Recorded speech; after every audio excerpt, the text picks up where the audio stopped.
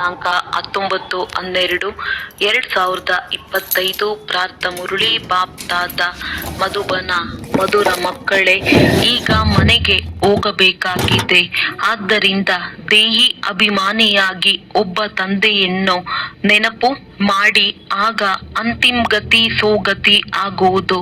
ಪ್ರಶ್ನೆ: ವಂಡರ್ಫುಲ್ ತಂದೆಯು ನಿಮಗೆ ಯಾವ ಒಂದು ವಂಡರ್ಫುಲ್ ರಹಸ್ಯವನ್ನು ತಿಳಿಸಿದ್ದಾರೆ? ಉತ್ತರ: ತಂದೆಯು ತಿಳಿಸುತ್ತಾರೆ, ಮಕ್ಕಳೇ, ಈ ಅನಾದಿ ಅವಿನಾಶಿ ನಾಟಕವು ಮಾಡಲ್ಪಟ್ಟಿದೆ. ಇದರಲ್ಲಿ ಪ್ರತಿಯೊಬ್ಬರ ಪಾತ್ರವು ನಿಗದಿಯಾಗಿದೆ. ಏನೇ ಆದರೂ ಸಹ ಇದು ಹೊಸದೇನಲ್ಲ. ಮಕ್ಕಳೇ, ಇದರಲ್ಲಿ ನನ್ನದು ಸಹ ಯಾವುದೇ ಹೆಗ್ಗಳಿಕೆ ಇಲ್ಲ. ನಾನೂ ಸಹ ಡ್ರಾಮಾದ ಬಂಧನದಲ್ಲಿ ಬಂಧಿತನಾಗಿದ್ದೇನೆ. ಈ ಅದ್ಭುತ ರಹಸ್ಯವನ್ನು ತಿಳಿಸಿ ತಂದೆಯು ಹೇಗೆ ತನ್ನ ಪಾತ್ರದ ಮಹತ್ವಿಕೆಯನ್ನು ಕಡಿಮೆ ಮಾಡಿಕೊಂಡಿದ್ದಾರೆ. ಗೀತೆ ಕೊನೆಗೂ ಆ ದಿನ ಬಂದಿತು. ಓಂ ಶಾಂತಿ. ಮಧುರಾತಿ ಮಧುರ ಆತ್ಮಿಕ ಮಕ್ಕಳು, ಈ ಗೀತೆಯನ್ನು ಹಾಡುತ್ತಿದ್ದೀರಿ. ಮಕ್ಕಳಿಗೆ ತಿಳಿದಿದೆ, ಕಲ್ಪದ ನಂತರ ಪುನಃ ನಮ್ಮನ್ನು ಧನವಂತರು, ಆರೋಗ್ಯ ಮತ್ತು ಐಶ್ವರ್ಯವಂತರನ್ನಾಗಿ ಮಾಡಲು, ಸುಖ, ಶಾಂತಿ, ಪವಿತ್ರತೆಯ ಆಸ್ತಿಯನ್ನು ಕೊಡಲು ತಂದೆಯು ಬರುತ್ತಾರೆ. ಬ್ರಾಹ್ಮಣರು ಸಹ ಆಯುಷ್ಮಾನ್ ಭವ್, ಧನವಾನ್ ಭವ್, ಪುತ್ರವಾನ್ ಭವ್ ಎಂದು ಆಶೀರ್ವಾದ ಕೊಡುತ್ತಾರಲ್ಲವೇ? ನೀವು ಮಕ್ಕಳಿಗಂತೂ ಆಸ್ತಿಯು ಸಿಗುತ್ತಿದೆ. ಆಶೀರ್ವಾದದ ಯಾವುದೇ ಮಾತಿಲ್ಲ. ಮಕ್ಕಳು ಓದುತ್ತಿದ್ದೀರಿ.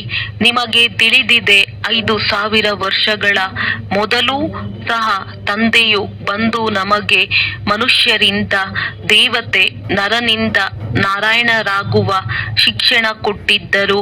ಯಾವ ಮಕ್ಕಳು ಓದುವರೋ ಅವರಿಗೆ ನಾವು ಏನನ್ನು ಓದುತ್ತಿದ್ದೇವೆ, ಓದಿಸುವವರು ಯಾರಾಗಿದ್ದಾರೆ ಎಂಬುದು ಅರ್ಥವಾಗಿದೆ. ಅದರಲ್ಲಿಯೂ ನಂಬರ್ವಾರ್ ಪುರುಷಾರ್ಥದನುಸಾರ ತಿಳಿದುಕೊಂಡಿದ್ದಾರೆ. ಇದನ್ನಂತೂ ಖಂಡಿತ ಹೇಳುತ್ತಾರೆ. ನಾವು ಮಕ್ಕಳಿಗೆ ತಿಳಿದಿದೆ, ಈ ರಾಜಧಾನಿಯು ಸ್ಥಾಪನೆಯಾಗುತ್ತಿದೆ ಅಥವಾ ದೈವಿ ರಾಜಧಾನಿಯು ಸ್ಥಾಪನೆಯಾಗುತ್ತಿದೆ. ಮೊದಲು ಶೂದ್ರರಾಗಿದ್ದೀರಿ, ನಂತರ ಬ್ರಾಹ್ಮಣರಾದಿರಿ. ಈಗ ಮತ್ತೆ ದೇವತೆಗಳಾಗಬೇಕಾಗಿದೆ. ಪ್ರಪಂಚದಲ್ಲಿ ಯಾರಿಗೂ ಸಹ ನಾವೀಗ ಶೂದ್ರ ವರ್ಣದವರಾಗಿದ್ದೇವೆಂಬುದು ತಿಳಿದಿಲ್ಲ. ನೀವು ಮಕ್ಕಳು ತಿಳಿದುಕೊಳ್ಳುತ್ತೀರಿ. ಇದಂತೂ ಸತ್ಯ ಮಾತಾಗಿದೆ. ತಂದೆಯು ಸತ್ಯವನ್ನು ತಿಳಿಸಿ ಸತ್ಯಖಂಡದ ಸ್ಥಾಪನೆ ಮಾಡುತ್ತಿದ್ದಾರೆ. ಸತ್ಯಯುಗದಲ್ಲಿ ಸುಳ್ಳು, ಪಾಪ ಇತ್ಯಾದಿಗಳೇನೂ ಇರುವುದಿಲ್ಲ. ಕಲಿಯುಗದಲ್ಲಿಯೇ ಅಜಾಮಿಳರು ಪಾಪಾತ್ಮರಾಗುತ್ತಾರೆ. ಈ ಸಮಯದಲ್ಲಿ ಸಂಪೂರ್ಣ ರೌರವ ನರಕವಾಗಿದೆ. ದಿನ ಪ್ರತಿದಿನ ಇನ್ನೂ ರೌರವ ನರಕವು ಕಾಣುವುದರಲ್ಲಿ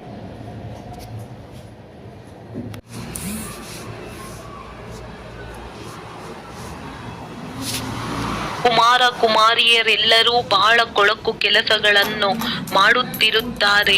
ಯಾವಾಗ ಸಂಪೂರ್ಣ ತಮೋಪ್ರಧಾನರಾಗಿ ಬಿಡುವರೋ ಆಗ ತಂದೆಯು ಹೇಳುತ್ತಾರೆ, ನಾನು ಬರುತ್ತೇನೆ. ಡ್ರಾಮಾದಲ್ಲಿ ನನ್ನದೂ ಪಾತ್ರವಿದೆ. ನಾನೂ ಸಹ ಡ್ರಾಮಾದ ಬಂಧನದಲ್ಲಿ ಬಂಧಿತನಾಗಿದ್ದೇನೆ. ನೀವು ಮಕ್ಕಳಿಗಾಗಿ ಯಾವುದೇ ಹೊಸ ಮಾತಿಲ್ಲ. ತಂದೆಯು ತಿಳಿಸುವುದೇ ಹೀಗೆ. ಚಕ್ರವನ್ನು ಸುತ್ತಿದ್ದೀರಿ, ನಾಟಕವು ಪೂರ್ಣವಾಗುತ್ತದೆ. ಈಗ ತಂದೆಯನ್ನು ನೆನಪು ಮಾಡಿ, ಆಗ ನೀವು ಸತೋಪ್ರಧಾನರಾಗಿ ಸತೋಪ್ರಧಾನ ಪ್ರಪಂಚದ ಮಾಲೀಕರಾಗಿ ಬಿಡುತ್ತೀರಿ. ತಂದೆಯು ಎಷ್ಟು ಸಾಧಾರಣ ರೀತಿಯಿಂದ ತಿಳಿಸುತ್ತಾರೆ. ತಂದೆಯು ತಮ್ಮ ಪಾತ್ರಕ್ಕೆ ಅಷ್ಟೊಂದು ಮಹತ್ವಿಕೆ ಕೊಡುವುದಿಲ್ಲ. ಹೇಳುತ್ತಾರೆ, ಇದಂತೂ ನನ್ನ ಪಾತ್ರವಾಗಿದೆ, ಹೊಸ ಮಾತಿಲ್ಲ. ಪ್ರತಿ 5000 ವರ್ಷಗಳ ನಂತರ ನಾನು ಬರಬೇಕಾಗುತ್ತದೆ. ಡ್ರಾಮಾದಲ್ಲಿ ನಾನು ಬಂಧಿತನಾಗಿದ್ದೇನೆ. ಬಂದು ನೀವು ಮಕ್ಕಳಿಗೆ ಬಹಳ ಸಹಜ ನೆನಪಿನ ಯಾತ್ರೆಯನ್ನು ತಿಳಿಸುತ್ತೇನೆ. ಅಂತುಮತಿ ಸೋಗತಿ, ಅದು ಈ ಸಮಯಕ್ಕಾಗಿಯೇ ಹೇಳಲಾಗುತ್ತದೆ. ಇದು ಅಂತ್ಯಕಾಲವಲ್ಲವೇ? ತಂದೆಯು ಯುಕ್ತಿಯನ್ನು ತಿಳಿಸುತ್ತಾರೆ. ನನ್ನೊಬ್ಬನನ್ನೇ ನೆನಪು ಮಾಡಿದರೆ ಸತೋಪ್ರಧಾನರಾಗಿ ಬಿಡುತ್ತೀರಿ. ಮಕ್ಕಳೂ ಸಹ ತಿಳಿದುಕೊಂಡಿದ್ದೀರಿ, ನಾವು ಹೊಸ ಪ್ರಪಂಚದ ಮಾಲೀಕರಾಗುತ್ತೇವೆ. ತಂದೆಯು ಪದೇ ಪದೇ ಹೇಳುತ್ತಾರೆ, ನಥಿಂಗ್ ನ್ಯೂ. ಒಬ್ಬ ಜಿನ್ನ ಕಥೆಯನ್ನು ಹೇಳುತ್ತಾರಲ್ಲವೇ, ನನಗೆ ಕೆಲಸ ಕೊಡಿ, ಇಲ್ಲದಿದ್ದರೆ ನಿಮ್ಮನ್ನೇ ತಿಂದು ಬಿಡುವೆನೆಂದು ಜಿನ್ನನು ಹೇಳಿದನು. ಅದಕ್ಕೆ ಏಣಿಯನ್ನು ಹತ್ತು ಮತ್ತು ಇಳಿ ಎಂದು ಕೆಲಸ ಕೊಡಲಾಯಿತು. ತಂದೆಯೂ ಸಹ ಹೇಳುತ್ತಾರೆ, ಈ ಆಟವು ಕೂಡ ಇಳಿಯುವ ಮತ್ತು ಹತ್ತುವುದಾಗಿದೆ. ಪತಿತರಿಂದ ಪಾವನ, ಪಾವನರಿಂದ ಪತಿತರಾಗಬೇಕಾಗಿದೆ. ಇದೇನು ಕಷ್ಟದ ಮಾತಿಲ್ಲ, ಬಹಳ ಸಹಜ ಮಾತಾಗಿದೆ. ಆದರೆ ಯಾವ ಯುದ್ಧವಾಗಿದೆ ಎಂಬುದನ್ನು ತಿಳಿದುಕೊಳ್ಳದ ಕಾರಣ ಶಾಸ್ತ್ರಗಳಲ್ಲಿ ಯುದ್ಧದ ಮಾತನ್ನು ಬರೆದು ಬಿಟ್ಟಿದ್ದಾರೆ.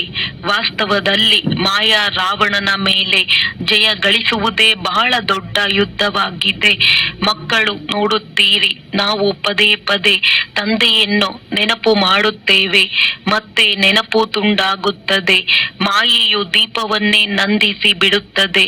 ಇದರ ಮೇಲೆ ಗುಲಾಬ್ ಕಾವಲಿಯ ಕಥೆಯೂ ಇದೆ. ಮಕ್ಕಳು ಜಯಗಳಿಸುತ್ತೀರಿ, ಬಹಳ ಚೆನ್ನಾಗಿ ನಡೆಯುತ್ತಾರೆ, ಮತ್ತೆ ಮಾಯೆಯು ಬಂದು ದೀಪವನ್ನು ಆರಿಸಿ ಬಿಡುತ್ತದೆ. ಬಾಬಾ, ಮಾಯೆಯ ಬಿರುಗಾಳಿಗಳು ಬಹಳ ಬರುತ್ತವೆ ಎಂದು ಮಕ್ಕಳು ಸಹ ಹೇಳುತ್ತಾರೆ. ಅನೇಕ ಪ್ರಕಾರದ ಬಿರುಗಾಳಿಗಳು ಮಕ್ಕಳ ಬಳಿ ಬರುತ್ತವೆ. ಕೆಲವೊಮ್ಮೆ ಬಿರುಗಾಳಿಯು ಇಷ್ಟು ಜೋರಾಗಿ ಬರುತ್ತದೆ, ಅದರಿಂದ 8-10 ವರ್ಷಗಳಿಂದಿರುವ ಹಳೆಯ ಒಳ್ಳೊಳ್ಳೆಯ ವೃಕ್ಷಗಳು ಸಹ ಬಿದ್ದು ಹೋಗುತ್ತವೆ. ಮಕ್ಕಳಿಗೆ ಗೊತ್ತಿದೆ, ವರ್ಣನೆಯನ್ನು ಮಾಡುತ್ತಾರೆ. ಒಳ್ಳೊಳ್ಳೆಯ ಮಾಲೆಯ ಮಣಿಗಳಾಗಿದ್ದರು, ಆದರೆ ಇಂದು ಅವರು ಇಲ್ಲ.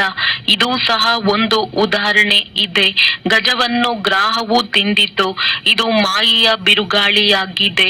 ತಂದೆಯು ಹೇಳುತ್ತಾರೆ, ಮಕ್ಕಳೇ, ಈ ಪಂಚವಿಕಾರಗಳಿಂದ ತಮ್ಮನ್ನು ಸಂಭಾಲನೆ ಮಾಡಿಕೊಳ್ಳುತ್ತಾ ಇರಿ. ನೆನಪಿನಲ್ಲಿದ್ದಾಗ ಶಕ್ತಿಶಾಲಿಗಳಾಗಿ ಬಿಡುತ್ತೀರಿ. ಆತ್ಮ ಅಭಿಮಾನಿಯಾಗಿ ತಂದೆಯ ಈ ಶಿಕ್ಷಣವು ಒಂದೇ ಬಾರಿ ಸಿಗುತ್ತದೆ. ನೀವು ಆತ್ಮ ಅಭಿಮಾನಿಯಾಗಿ ಎಂಬ ಮಾತನ್ನು ಎಂದು ಯಾರೂ ಹೇಳುವುದಿಲ್ಲ. ಸತ್ಯಯುಗದಲ್ಲಿಯೂ ಸಹ ಈ ರೀತಿ ಹೇಳುವುದಿಲ್ಲ. ನಾಮ, ರೂಪ, ದೇಶ, ಕಾಲ ಎಲ್ಲವೂ ನೆನಪಿರುತ್ತದೆ. ಈ ಸಮಯದಲ್ಲಿ ನಿಮಗೆ ತಿಳಿಸುತ್ತೇನೆ, ಈಗ ಹಿಂತಿರುಗಿ ಮನೆಗೆ ಹೋಗಬೇಕಾಗಿದೆ. ನೀವು ಮೊದಲು ಸತೋ ಪ್ರಧಾನರಾಗಿದ್ದೀರಿ. ಸತೋ, ರಜೋ, ತಮೋದಲ್ಲಿ ನೀವು 84 ಜನ್ಮಗಳನ್ನು ತೆಗೆದುಕೊಂಡಿರಿ. ಅದರಲ್ಲಿಯೂ ಮೊಟ್ಟ ಮೊದಲಿಗರು ಈ ಬ್ರಹ್ಮನಾಗಿದ್ದಾರೆ. ಅನ್ಯರದ್ದು 83 ಜನ್ಮಗಳು ಇರಬಹುದು, ಆದರೆ ಈ ಬ್ರಹ್ಮರವರದ್ದು ಪೂರ್ಣ 84 ಜನ್ಮಗಳಿವೆ. ಇವರು ಮೊಟ್ಟ ಮೊದಲು ಶ್ರೀ ನಾರಾಯಣನಾಗಿದ್ದರು. ಇವರಿಗಾಗಿ ಹೇಳುತ್ತಾರೆಂದರೆ ಅರ್ಥ ಅದು ಎಲ್ಲರಿಗಾಗಿ ಎಂದು ಅರ್ಥವಾಗುತ್ತದೆ. ಅನೇಕ ಜನ್ಮಗಳ ಅಂತಿಮದಲ್ಲಿ ಜ್ಞಾನವನ್ನು ಪಡೆದುಕೊಂಡು ಮತ್ತೆ ಅವರು ನಾರಾಯಣನಾಗುತ್ತಾರೆ. ವೃಕ್ಷದಲ್ಲಿಯೂ ಸಹ ತೋರಿಸಿದ್ದಾರಲ್ಲವೇ, ಇಲ್ಲಿ ಶ್ರೀನಾರಾಯಣ ಮತ್ತು ಕೊನೆಯಲ್ಲಿ ಬ್ರಹ್ಮನು ನಿಂತಿದ್ದಾರೆ. ಕೆಳಗೆ ರಾಜಯೋಗವನ್ನು ಕಲಿಯುತ್ತಿದ್ದಾರೆ. ಪ್ರಜಾಪಿತನಿಗೆಂದು ಪರಮಪಿತನೆಂದು ಹೇಳುವುದಿಲ್ಲ. ಪರಮಪಿತನೆಂದು ಒಬ್ಬರಿಗೆ ಹೇಳಲಾಗುತ್ತದೆ. ಈ ಬ್ರಹ್ಮರವರಿಗೆ ಪ್ರಜಾಪಿತನೆಂದು ಕರೆಯಲಾಗುತ್ತದೆ. ಇವರು ದೇಹಧಾರಿ, ಅವರು ವಿದೇಹಿ, ವಿಚಿತ್ರ ತಂದೆಯಾಗಿದ್ದಾರೆ. ಲೌಕಿಕ ತಂದೆಗೆ ಪಿತನೆಂದು ಹೇಳುತ್ತಾರೆ. ಈ ಬ್ರಹ್ಮರವರಿಗೂ ಪ್ರಜಾಪಿತನೆಂದು ಹೇಳುತ್ತಾರೆ. ಆ ಪರಮಪಿತನಂತೂ ಪರಮಧಾಮದಲ್ಲಿರುತ್ತಾರೆ. ಪ್ರಜಾಪಿತ ಬ್ರಹ್ಮನು ಪರಂಧಾಮದಲ್ಲಿ ಇದ್ದರೆಂದು ಹೇಳುವುದಿಲ್ಲ. ಅವರಂತೂ ಇಲ್ಲಿ ಸಾಕಾರಿ ಪ್ರಪಂಚದಲ್ಲಿದ್ದಾರೆ. ಪ್ರಜೆಗಳು ಸ್ಥೂಲ ವತನದಲ್ಲಿಯೇ ಇದ್ದಾರೆ. ಅಂದಾಗ ಬ್ರಹ್ಮನೂ ಸಹ ಇದೇ ಪ್ರಪಂಚದಲ್ಲಿರಬೇಕಾಗಿದೆ. ಪ್ರಜಾಪಿತನಿಗೆ ಭಗವಂತನೆಂದು ಹೇಳುವುದಿಲ್ಲ. ಭಗವಂತನಿಗೆ ಯಾವುದೇ ಶರೀರದ ಹೆಸರಿಲ್ಲ. ಮನುಷ್ಯನ ಶರೀರ ಯಾವುದಕ್ಕೆ ಹೆಸರು ಬರುತ್ತದೆಯೋ ಅದರಿಂದ ಅವರು ಭಿನ್ನವಾಗಿದ್ದಾರೆ. ಆತ್ಮರು ಪರಂಧಾಮದಲ್ಲಿರುತ್ತೀರಿ. ಆಗ ಸ್ಥೂಲ ನಾಮರೂಪದಿಂದ ಭಿನ್ನವಾಗಿರುತ್ತೀರಿ. ಆದರೆ ಆತ್ಮವಂತೂ ಇದೆಯಲ್ಲವೇ?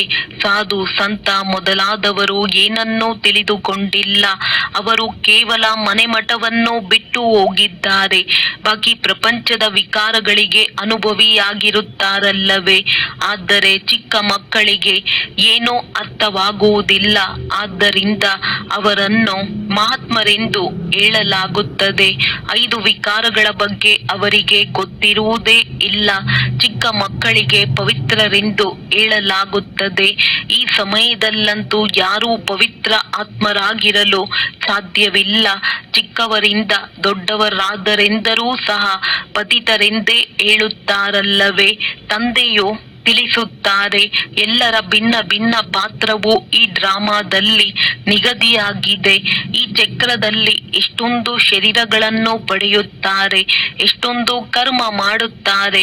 ಅದೆಲ್ಲವೂ ಮತ್ತೆ ಪುನರಾವರ್ತನೆಯಾಗಬೇಕಾಗಿದೆ. ಮೊಟ್ಟ ಮೊದಲು ಆತ್ಮವನ್ನು ಅರಿಯಬೇಕಾಗಿದೆ. ಇಷ್ಟು ಚಿಕ್ಕ ಬಿಂದುವಿನಲ್ಲಿ 84 ಜನ್ಮಗಳ ಅವಿನಾಶಿ ಪಾತ್ರವು ತುಂಬಲ್ಪಟ್ಟಿದೆ. ಇದೇ ಎಲ್ಲದಕ್ಕಿಂತ ಅದ್ಭುತ ಮಾತಾಗಿದೆ. ಆತ್ಮವೂ ಸಹ ಅವಿನಾಶಿಯಾಗಿದೆ, ನಾಟಕವು ಅವಿನಾಶಿಯಾಗಿದೆ, ಮಾಡಲ್ಪಟ್ಟಿದೆ. ಇದು ಯಾವಾಗಿನಿಂದ ಆರಂಭವಾಯಿತೆಂದು ಹೇಳುವುದಿಲ್ಲ.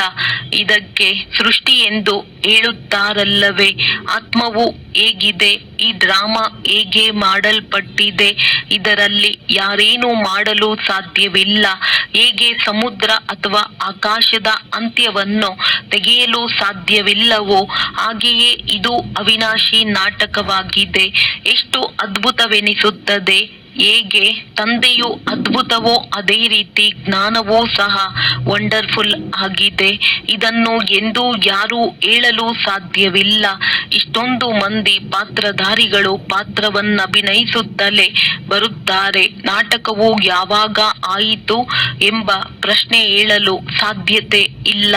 ಭಗವಂತನಿಗೆ ಏನಾಗಿತ್ತು? ಈ ಸುಖ ದುಃಖದ ಪ್ರಪಂಚವನ್ನು ರಚಿಸಿದರೆಂದು ಅನೇಕರು ಹೇಳುತ್ತಾರೆ. ಅರೆ, ಇದು ಅನಾದಿಯಾಗಿದೆ, ಪ್ರಳಯವಾಗುವುದಿಲ್ಲ, ಮಾಡಲ್ಪಟ್ಟಿದೆ. ಇದನ್ನು ಏಕೆ ರಚಿಸಿದರೆಂದು ಹೇಳಲು ಸಾಧ್ಯವಿಲ್ಲ. ನೀವು ಬುದ್ಧಿವಂತರಾದಾಗಲೇ ಆತ್ಮದ ಜ್ಞಾನವನ್ನು ತಂದೆಯು ತಿಳಿಸುತ್ತಾರೆ.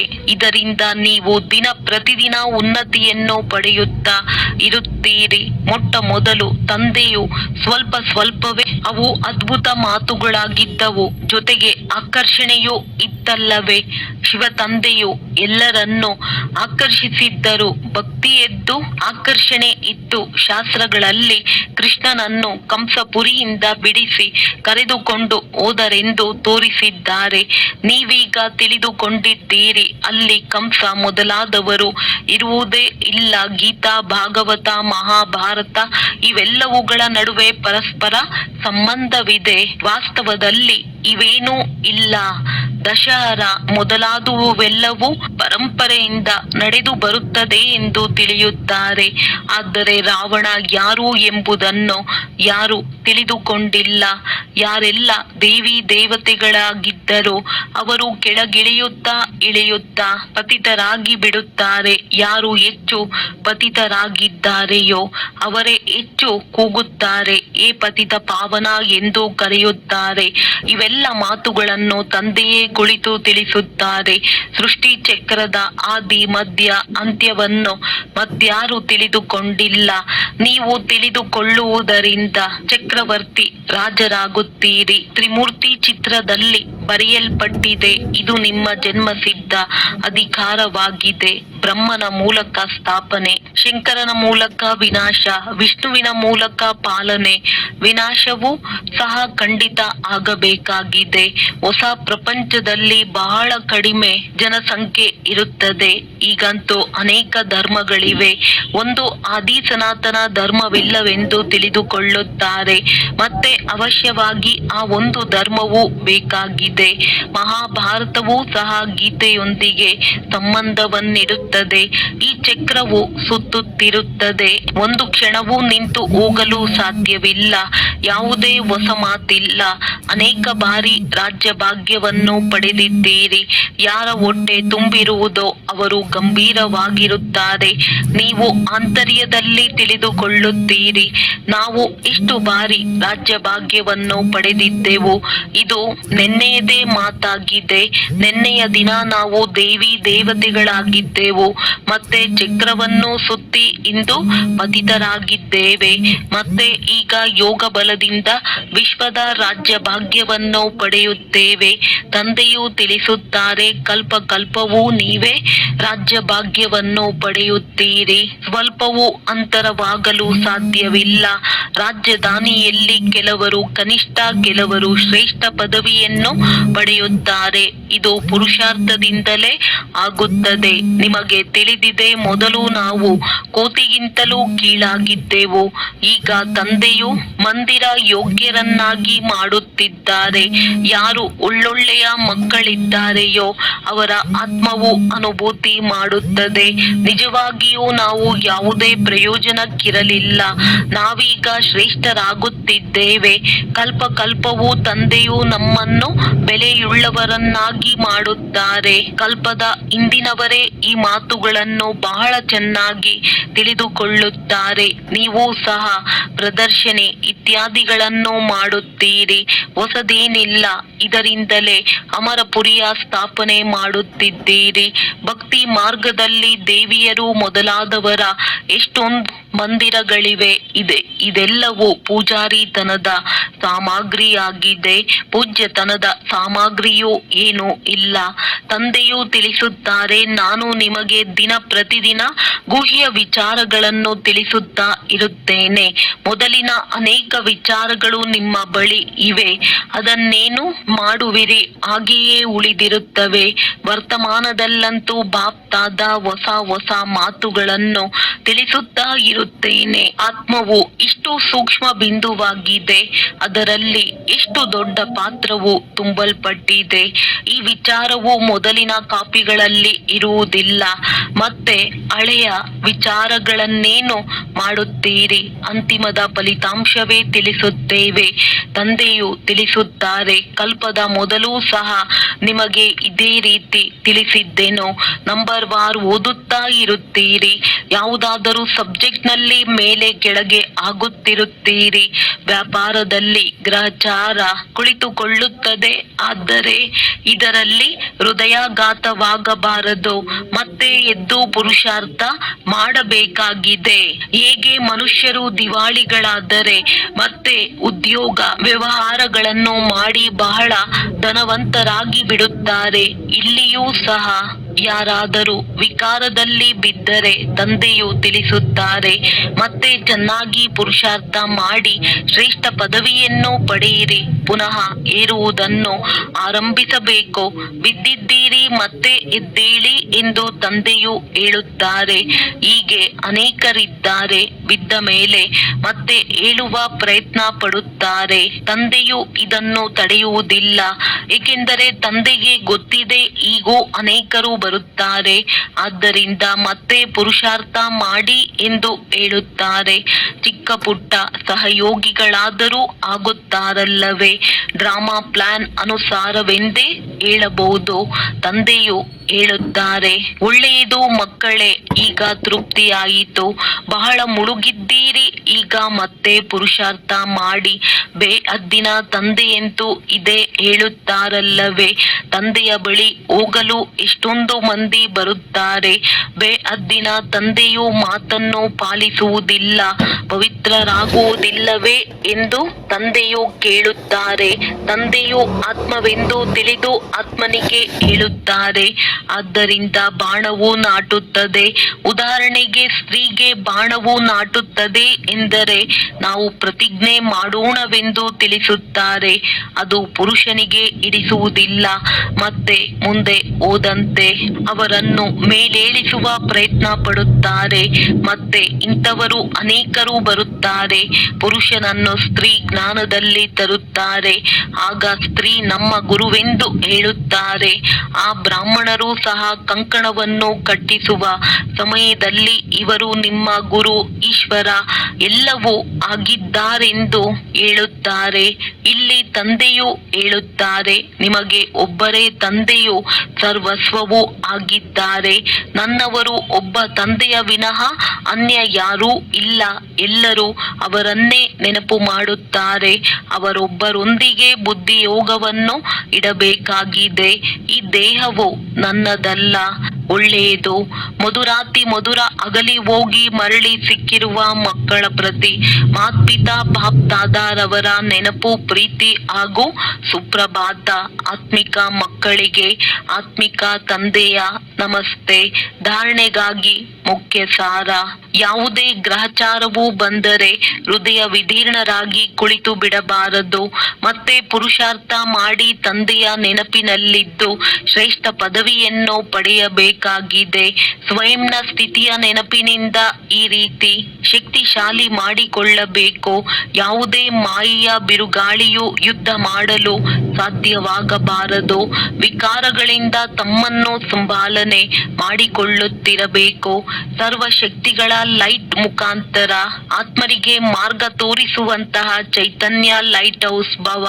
ನಾನು ಆತ್ಮ ವಿಶ್ವ ಕಲ್ಯಾಣದ ಸೇವೆಗಾಗಿ ಪರಮಧಾಮದಿಂದ ಅವತರಿತನಾಗಿದ್ದೇನೆ ಎಂದು ನೀವು ಸದಾ ಸ್ಮೃತಿಯಲ್ಲಿದ್ದಾಗ ನೀವು ಯಾವ ಸಂಕಲ್ಪ ಮಾಡುವಿರಿ, ಮಾತನಾಡುವಿರಿ, ಅದರಲ್ಲಿ ವಿಶ್ವ ಕಲ್ಯಾಣ ಸಮಾವೇಶವಾಗಿರುವುದು ಮತ್ತು ಇದೇ ಸ್ಮೃತಿ ಲೈಟ್ ಹೌಸ್ನ ಕಾರ್ಯ ಮಾಡುವುದು.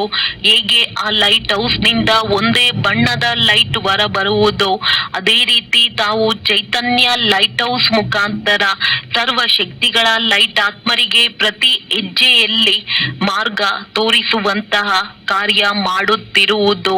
ಸ್ಲೋಗನ್: ಸ್ನೇಹ ಮತ್ತು ಸಹಯೋಗದ ಜೊತೆ ಶಕ್ತಿ ರೂಪ ಆಗಿ ಆಗ ರಾಜಧಾನಿಯಲ್ಲಿ ಮುಂದಿನ ನಂಬರ್ ಸಿಕ್ಕಿಬಿಡುವುದು. ಅವ್ಯಕ್ತ ಸೂಚನೆ: ಈಗ ಸಂಪನ್ನ ಅಥವಾ ಕರ್ಮಾತೀತರಾಗುವುದರಲ್ಲಿ ತತ್ಪರರಾಗಿರಿ. ಹೇಗೆ ಕರ್ಮದಲ್ಲಿ ಬರುವುದು ಸ್ವಾಭಾವಿಕವಾಗಿದೆ, ಹಾಗೆಯೇ ಕರ್ಮಾತೀತರಾಗುವುದು ಸಹ ಸ್ವಾಭಾವಿಕವಾಗಲಿ. ಕರ್ಮವನ್ನು ಮಾಡಿರಿ ಮತ್ತು ನೆನಪಿನಲ್ಲಿಯೂ ಇರಿ.